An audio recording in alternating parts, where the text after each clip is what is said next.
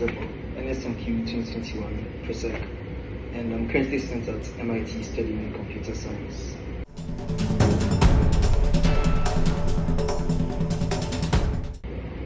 If I was asked on an individual basis, like the impact of the NSMQ on my life, or why you should do the NSMQ, I would find it hard to answer, like in general, because it's one of those things that can backfire in case you're not really into it, or if it's just too much work. It's one of those kind of stuff. It would just be a negative experience altogether if it's not your kind of thing. But one of the things I've learned, at least from participating in it, is power dynamics in general and the need for advocacy.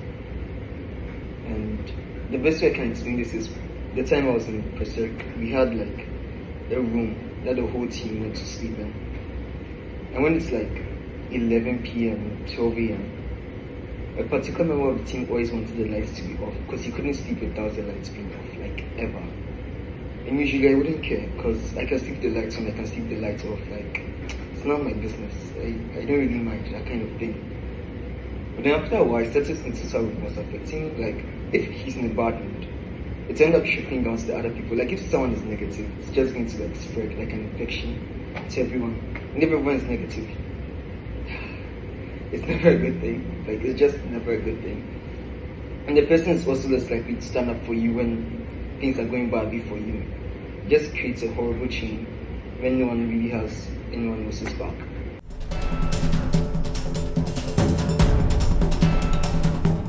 In terms of my normal schoolwork or my workload, I think it's going in a direction. Let me just say that. Can't really say if it's going well or if it's going badly. I can't really tell until like after 3 weeks when I see a lot of my test scores. But for now, I think it's okay, kind of. Yeah. I made a lot of new friends. I think it's a really nice community to be in, at least MIT in particular. And also some places in Boston. Like it's really enjoyable to just walk outside and have a random conversation with a stranger and just like end up talking for 30-40 minutes when you've never met before. It's really enjoyable.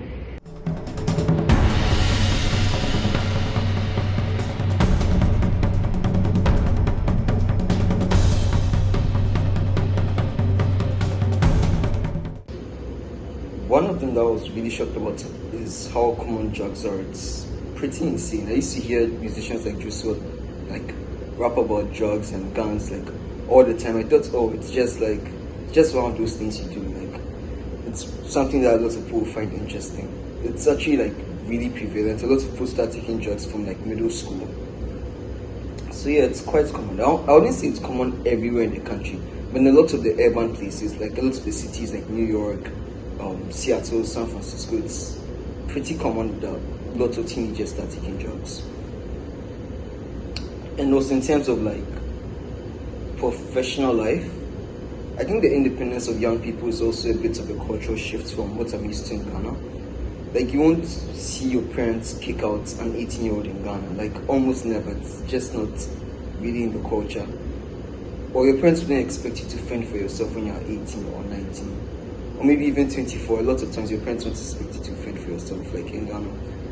But yeah, I think that's more of a shift here. Their system is different. It makes it possible for it to work. I think it's much harder for it to work in Ghana. But yeah.